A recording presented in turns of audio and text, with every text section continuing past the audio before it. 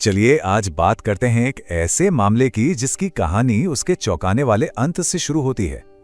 ये केस है सथनकुलम में हिरासत में हुई मौतों का। एक ऐसी घटना जिसने पूरे देश की आत्मा को झकझोर कर रख दिया था। इस विश्लेषण की शुरुआत हम जज के इन्हीं दमदार शब्दों से करते हैं। देखिए, सिर्फ एक वाक्य, लेकिन ये इस पूरे केस की गंभीरता को, इसके महत्व को साफ साफ बयान कर देता है। तो चलिए अब इस केस की तह तक चलते हैं। सबसे पहले बात करते हैं उस अभूतपूर्व फैसले की जो अभी अभी आया है, जिसने इस कहानी को एक ऐतिहासिक मोड़ दिया। सोचिए, 6 साल का लंबा ट्रायल और नतीजा एक ऐसी हेडलाइन जो किसी को भी चौंका दे। 9 पुलिस अधिकारियों को हत्या का दोषी पाया गया और उन्हें मौत की सजा सुनाई गई। भारतीय न्याय के इतिहास में यह सच में एक असाधारण पल है। और देखिए, ये सिर्फ 1-2 बिगड़े हुए अफसरों की बात नहीं थी। इंस्पेक्टर से लेकर कांस्टेबल तक, मतलब एक ही पुलिस स्टेशन की पूरी हायरार्की इसमें शामिल पाई गई। ये किसी एक इंसान की गलती नहीं, बल्कि एक सिस्टम की नाकामी को दिखाता है। तो सवाल यह है कि इतना दिल दहला देने वाला फैसला आया कैसे? इस पूरी कानूनी लड़ाई की जड़ में कौन था? चलिए अब उस कहानी की तरफ चलते हैं जहां से ये सब शुरू हुआ था। मिलते हैं पी जयराज से। एक आम इंसान, एक पिता, सथनकुलम में अपनी दुकान चलाने वाले एक व्यापारी। उनकी एक बिल्कुल सामान्य जिंदगी थी।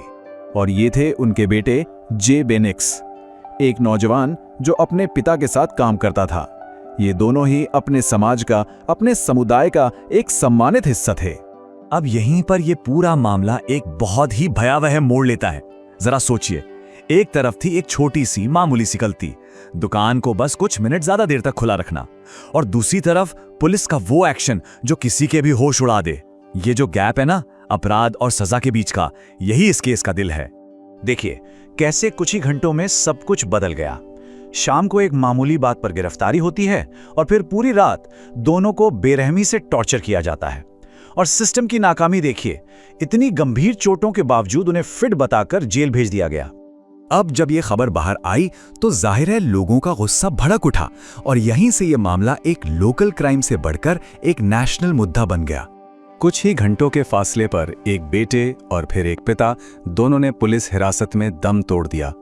इसी पल यह मामला एक अपराध से बढ़कर एक सार्वजनिक त्रासदी बन गया। इसके बाद तो जैसे सोशल मीडिया पर एक तूफान आ गया। #Justice for Jayaraj and Bennix, ये हैशटैग पूरे देश में ट्रेंड करने लगा। सड़कों से लेकर ऑनलाइन तक हर तरफ से न्याय की मांग उठ रही थी और इसी पब्लिक प्रेशर ने काम किया।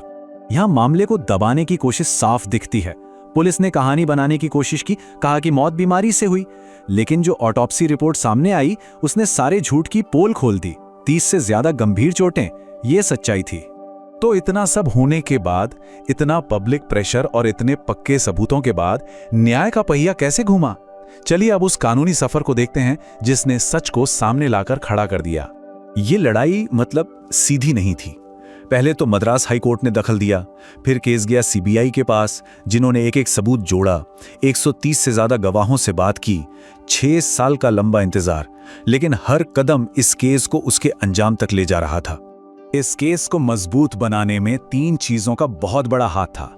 पहला, फॉरेंसिक सबूत, जिसने साइंटिफिकली यह साबित कर दिया कि टॉर्चर हुआ था।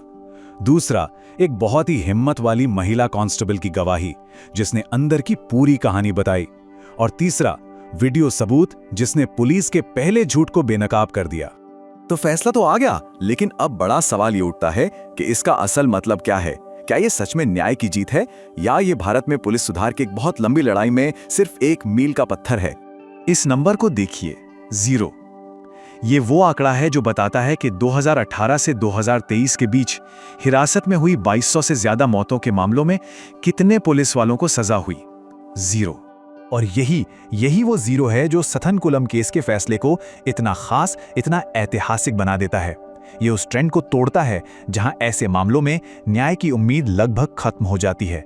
इसीलिए ये सिर्फ एक फैसला नहीं, एक मिसाल है। इस फैसले को लेकर लोगों की मिलीजुली प्रतिक्रियाएं आईं। परिवार के लिए तो ये न्याय की घड़ी थी, एक चेतावनी थी, लेकिन मानवाधिकार समूहों ने कहा कि ये तो बस एक शुरुआत है, असली काम तो पूरे सिस्टम को सुधारना है। और इसी वजह से एक एंटी टॉर्चर कानून की मांग फिर से तेज हो गई है। तो हम इसी सवाल के साथ इस चर्चा को यहीं रोकते हैं। क्या सथनकुलम का मामला एक अपवाद बनकर रह जाएगा या फिर ये भारत की पुलिसिंग में एक बड़े और जरूरी बदलाव की शुरुआत करेगा? इसका जवाब तो सिर्फ वक्त ही देगा।